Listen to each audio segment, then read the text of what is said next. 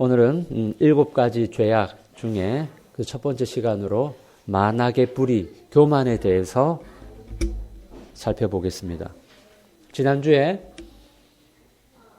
요한계시록 강의가 모두 끝났는데요. 오늘부터는 죽음에 이르는 7가지 죄악을 살펴보려고 합니다. 이 설교는 10년 전에 한번 했었는데요.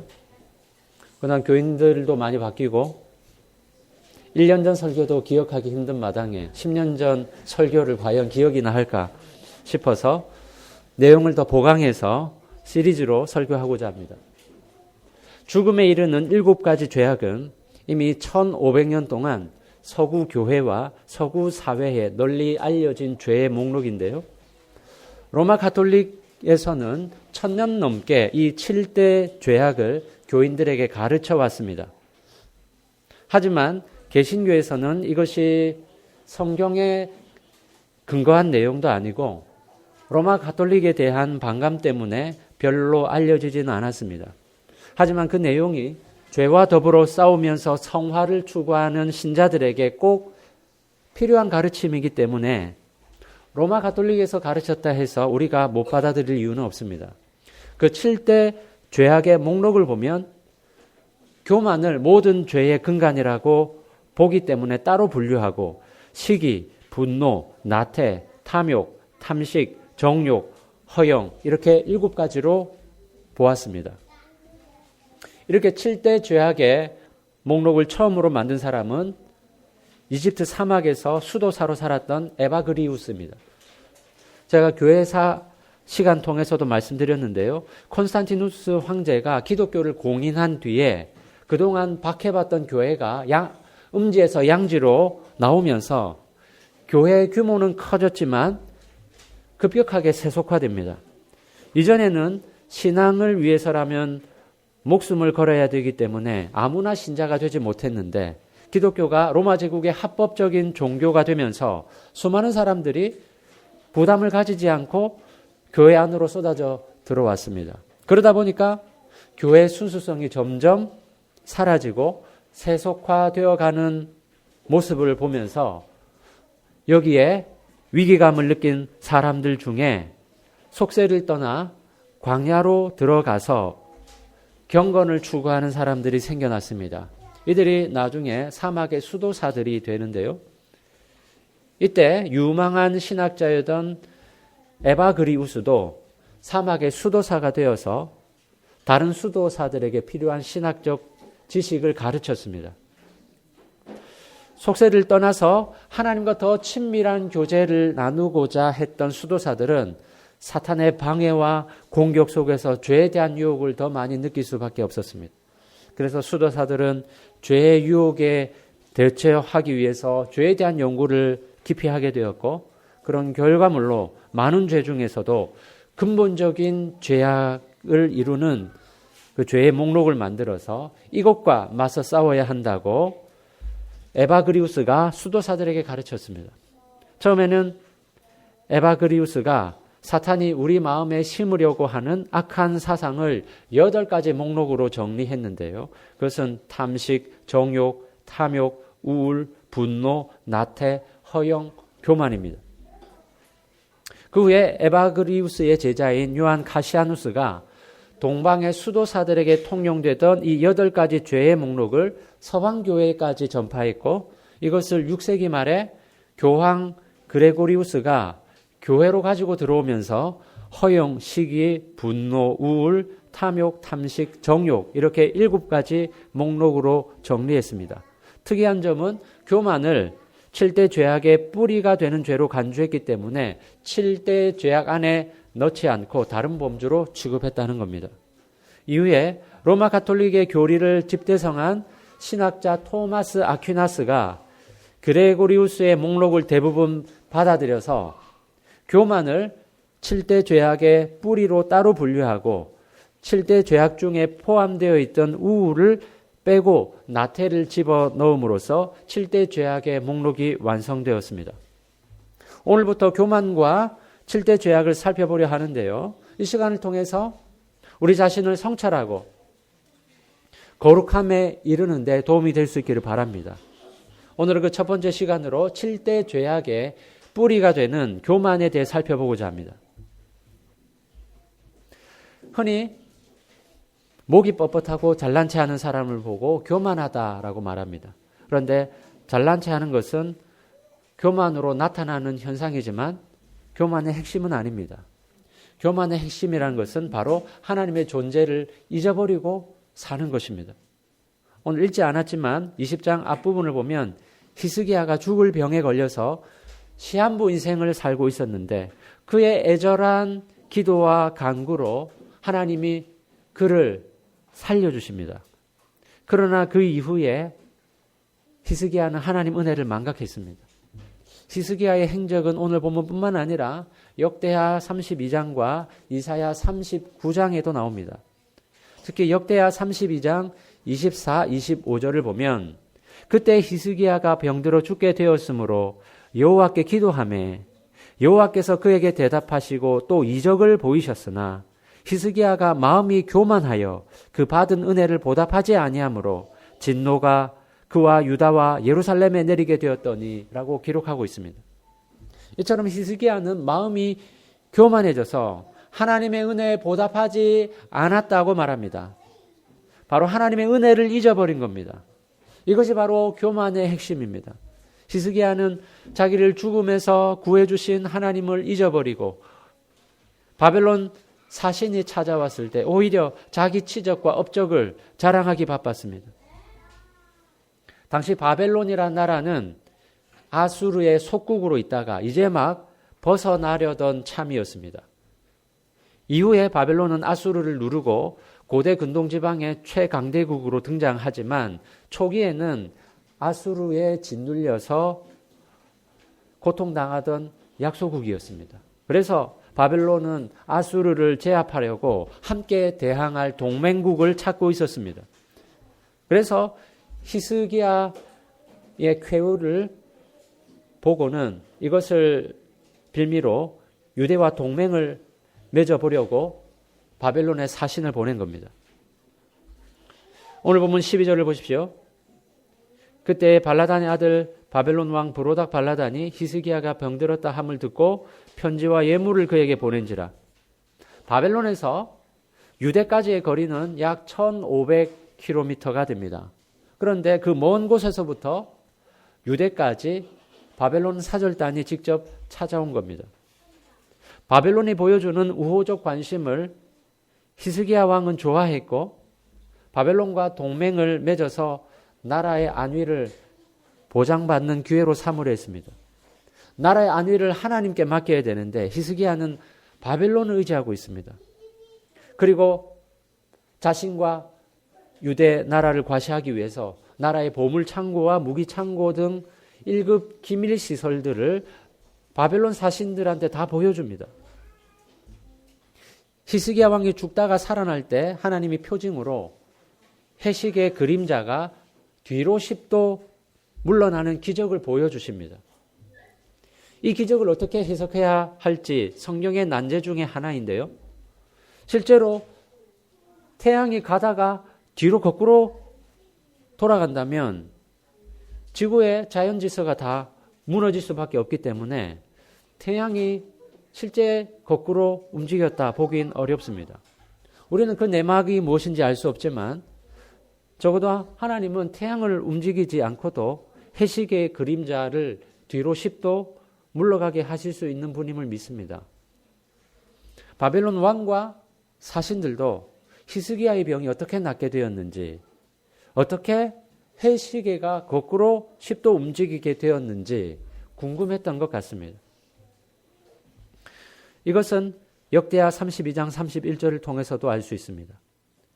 그러나 바벨론 방백들이 히스기야에게 사자를 보내어 그 땅에서 나타난 이적을 물을 때에 하나님이 히스기야를 떠나시고 그 심중에 있는 것을 다 알고자 하사 시험하셨더라. 바벨론 사신이 찾아왔을 때 히스기야는 당연히 하나님의 영광을 나타냈어야 합니다. 내가 죽다가 살아난 것도 다 하나님의 은혜요. 해시계가 뒤로 10도 물러간 사건도 다 하나님이 하신 일입니다.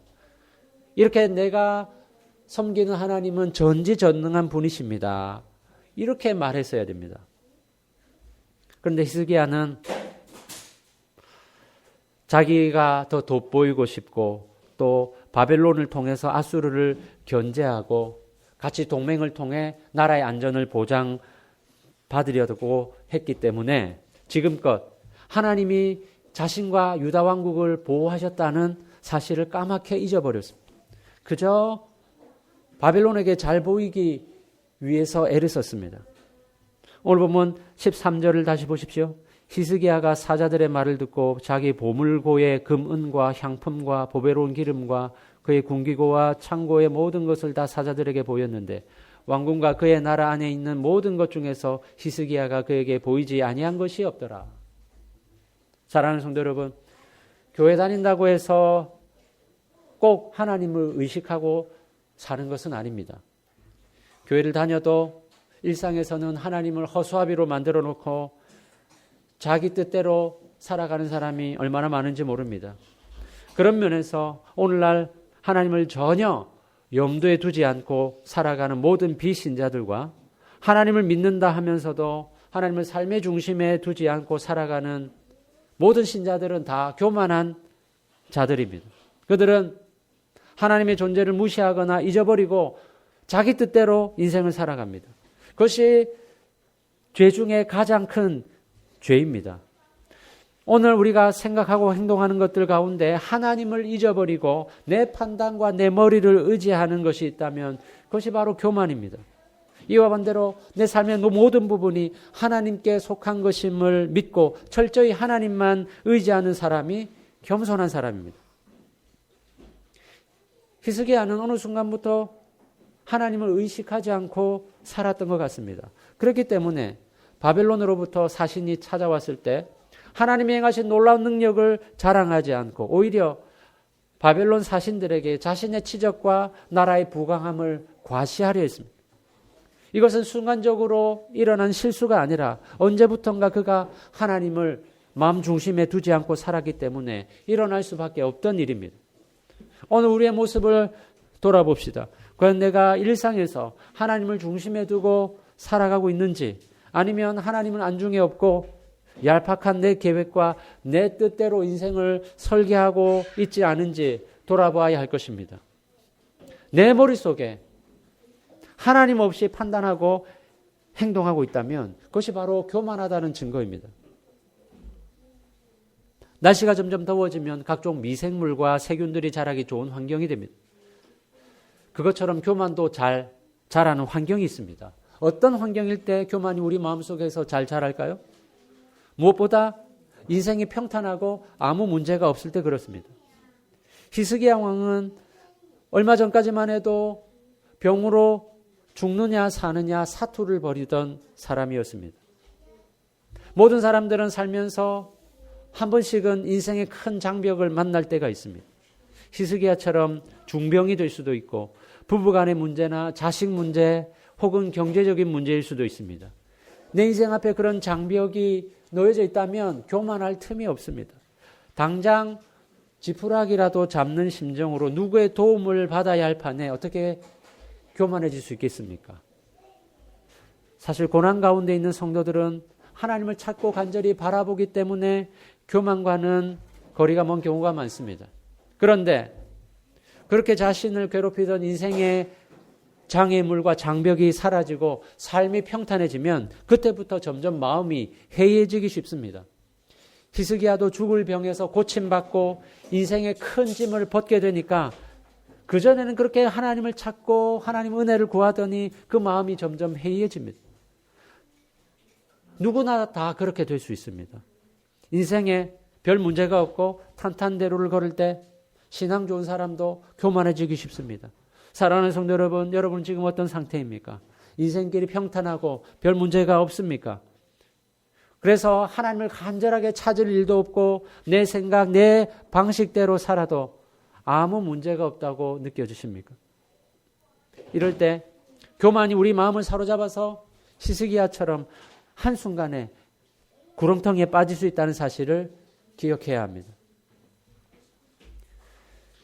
교만이 무엇입니까? 두 번째로는 자기를 높이는 것입니다.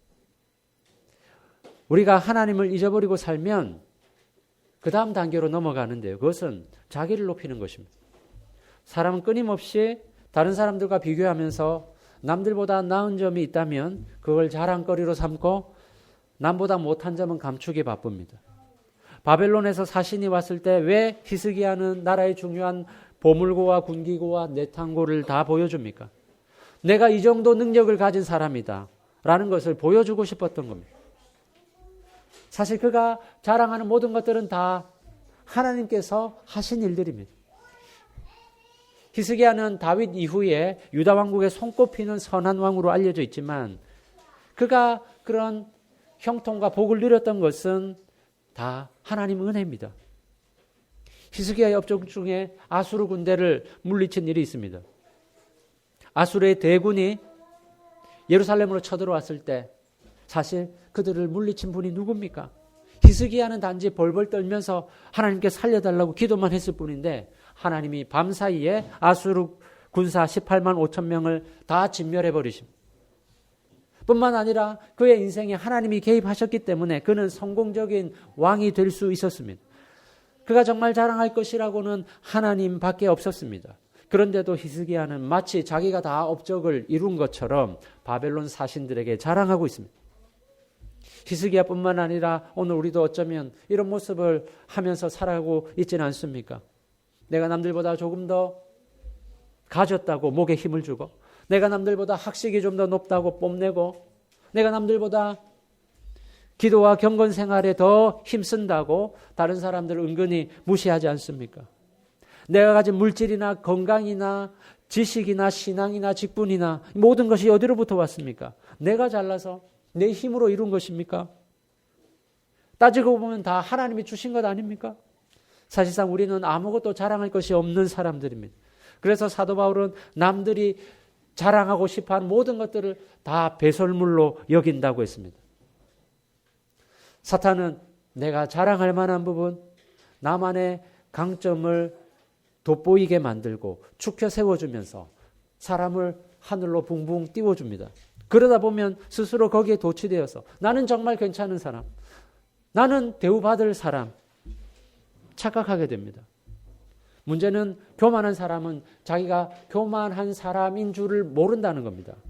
히스기야도 바벨론 사신들에게 보물 창고와 군수 창고를 보여줄 때 자신이 교만해졌다는 사실을 전혀 인식하지 못했어요.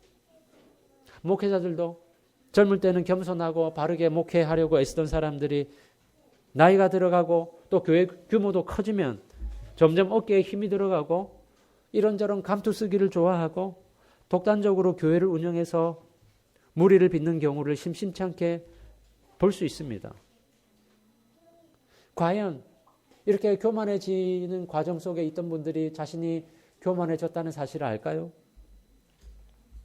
사도행전 12장 21절에서 23절을 보면 헤롯 아그리파 1세가 신격화되는 장면이 소개되고 있습니다. 헤롯이 나를 택하여 왕복을 입고 단상에 앉아 백성에게 연설하니 백성들이 크게 부르되 이것은 신의 소리요 사람의 소리가 아니라 하거늘 헤롯이 영광을 하나님께로 돌리지 아니하므로 주의 사자가 고치니 벌레에게 먹혀 죽으니라. 유대 역사학자 요세푸스는 헤롯 아그리파 1세가 복통으로 고생하다가 5일 만에 죽었다고 기록하고 있습니다. 교만이 극에 달하면 인간은 신의 경지까지 넘보게 됩니다.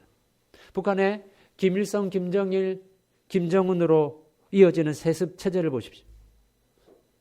처음에는 정치 지도자로 등장하지만 나중 가면은 신격화가 되고 죽고 나서도 수령님은 우리와 영원히 함께 하신다 하면서 일종의 종교가 되고 맙니다. 교만의 극치가 바로 하나님처럼 되려는 겁니다. 우리가 따르는 개혁주의 신앙은 절대로 인간 자신을 높이지 않는 솔리데오 글로리아, 오직 하나님께만 영광을 돌리는 신앙입니다. 개혁신앙의 초석을 놓은 칼빈 선생은 죽을 때 혹시 자기 추종자들이 자기를 우상시할까 봐 아예 자기 무덤 앞에 비석을 남기지 말라고 했기 때문에 지금도 칼빈의 묘가 정확히 어디인지 알지 못한다고 합니다. 우리는 철저하게 자기 자신을 높이려는 인간적 욕망을 십자가에 못 박아야 합니다. 그런 면에서 요셉은 오직 하나님께만 영광을 돌리고 산 사람입니다. 그는 노예 생활을 할 때에도 애굽의 총리가 되었을 때도 한결같이 하나님만 의지한 사람입니다.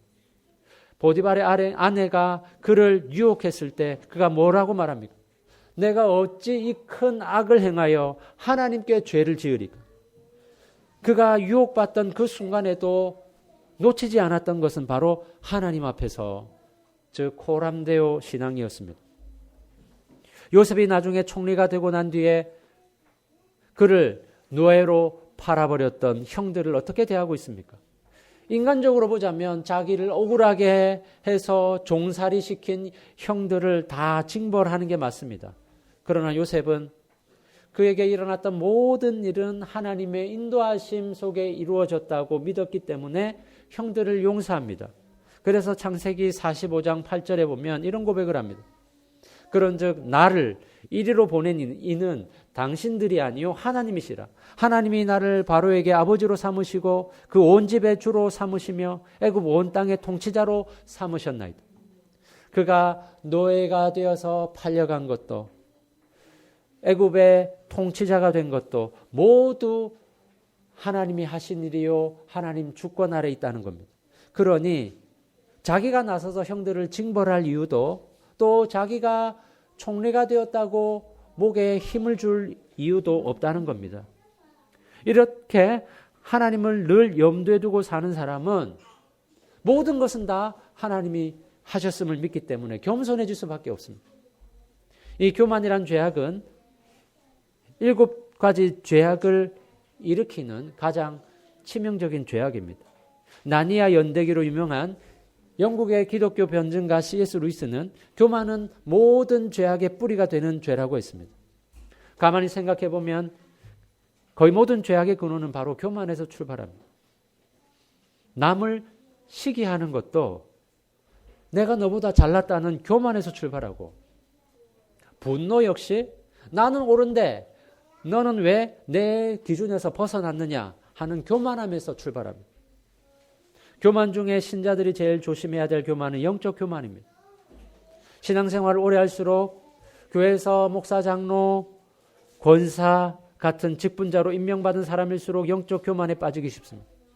또한 기도 많이 하고 경건하다고 소문이 자자한 사람들도 교만에 빠질 수 있습니다. 방언 같은 은사를 가진 사람도 가시적인 은사를 가지지 못한 사람에 대해 교만한 마음을 가질 수 있습니다. 이런 사람들은 영적 우월의식에 빠져서 자기보다 신앙생활 잘 하지 못하는 사람들을 쉽게 정죄하는 경우가 많습니다. 바리새인들이 세리를 보면서 정죄했던 것처럼 자신의 의로움을 과시하면서 다른 사람들의 행실을 비판하기 바쁩니다. 그러면서 마치 자신은 경지에 오른 것처럼 해답을 다 아는 것처럼 다른 신자들한테 이렇게 하는 것이 하나님의 뜻이야 말하기도 합니다. 마치 욥이 고난 당할 때에 욥의 친구들이 너의 죄 때문에 찾아온 재앙이니 너는 어서 속히 회개해야 된다 하는 태도와 똑같습니다. 아직까지 우리 교회 성도들은 젊은 편이라 그런 모습이 적은데요. 연륜이 쌓이면 쌓일수록 영적 교만을 조심해야 됩니다. 처음부터 교만하게 태어나는 사람은 없습니다. 차츰 세월이 흐르면서 자기도 모르는 사이에 교만한 사람이 되어가는 겁니다. 또한 가진 것이 많으면 교만하기 쉽습니다. 그래서 젊을 때보다 나이 들어서 가난한 사람보다 부자가 더 교만하기 쉽습니다. 어느 정도 인생의 기반을 쌓고 남들보다 우월한 뭔가를 가지고 있거나 생활에 큰 어려움이 없고 사회적 지위도 갖고 있는 사람들이 주로 교만해집니다. 히스기야도 이제 자기를 괴롭히던 질병이 사라지고 나니까 생활에 안정감이 찾아왔습니다. 병으로 죽어갈 때는 하나님 앞에 납작 엎드려져서 살려달라고 간구했는데 이제는 살만해진 겁니다. 슬슬 자기 속에 잠자고 있던 교만이 싹트기 시작합니다. 한 나라의 왕이라는 신분은 부와 권력을 동시에 가진 위치이기 때문에 언제든지 교만해질 수 있는 자리입니다. 다른 사람들보다 더 많은 것을 가진 사람들은 쉽게 교만해질 수 있다는 사실을 늘 염두에 두어야 됩니다. 한순간 방심해도 잡초가 자라듯이 교만은 쉽게 자랍니다. 여러분 중에 내가 남들보다 물질이든 지위든 학식이든 신앙이든 어떤 면으로든 남들보다 우월한 부분이 있다고 생각된다면 조심하십시오. 그것이 나를 교만하게 할 수 있습니다. 알코올 중독자 중에는 나는 알코올 중독자가 아니야, 이렇게 알코올 중독임을 인정하는 사람은 없다고 합니다.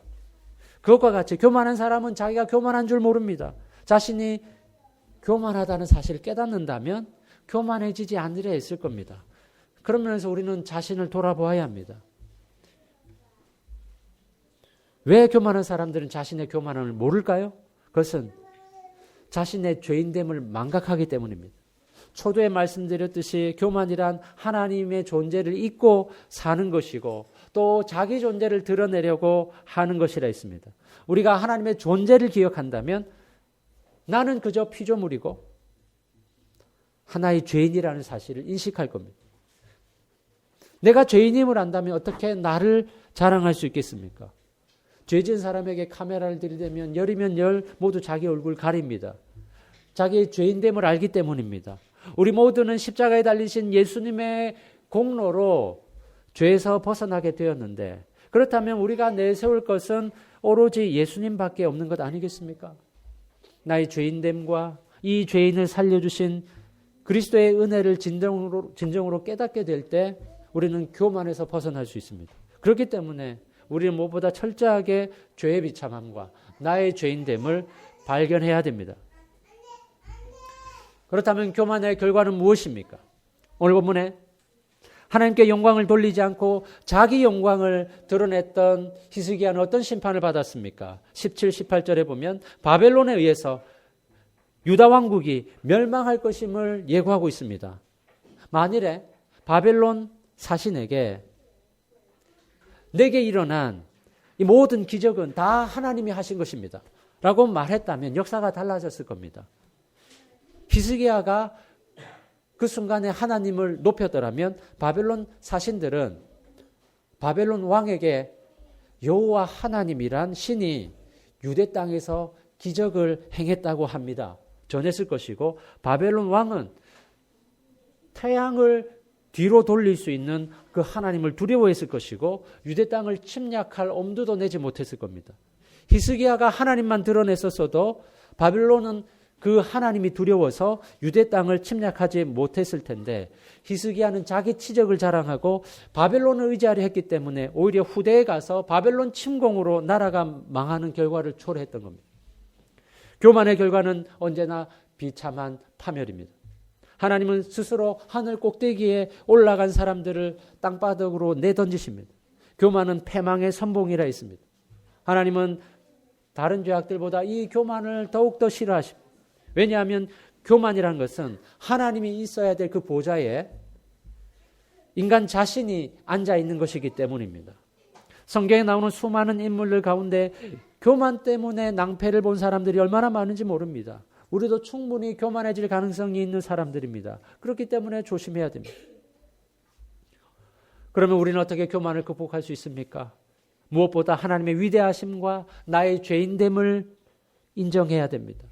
하이델베르크 요리의 문답을 보면 참된 위안 가운데 인생을 살아가기 위해서 세 가지를 알아야 된다 가르칩니다. 첫째는 내 죄악과 비참함이 얼마나 크고 심각한지 알아야 한다는 것이고, 둘째는 어떻게 내가 이 죄악에서 구원받았는지 알아야 한다는 것이고, 마지막이 구원하신 하나님께 어떻게 감사드려야 하는지 알아야 한다고 가르칩니다.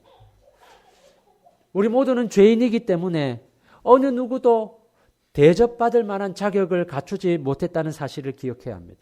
그리고 우리는 하나님 앞에서 늘 서 있는 존재라는 것을 기억해야 합니다. 하나님 앞에서, 즉 호람데오 신앙으로 살아야 됩니다.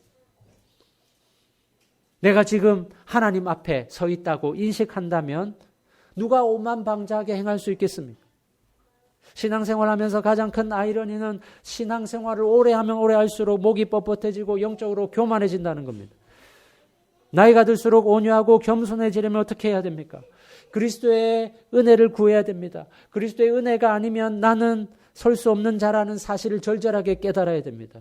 우리를 위해 십자가에 달리신 주님은 하나님이시지만 겸손하게 종의 모습으로 이 땅에 오셨습니다. 이 모습을 본받아 원래 나는 용서받을 수 없었던 죄인임을 기억하고 날마다 이 죄인을 구원하신 그리스도께 겸손함으로 나아갑시다. 혹시 내 마음속에 여전히 자랑할 거리들이 남아 있습니까? 내 모든 것이 다 하나님께로부터 왔다는 것을 기억하고 모든 영광을 주님께로 돌릴 수 있는 저와 여러분 되시기를 간절히 바랍니다.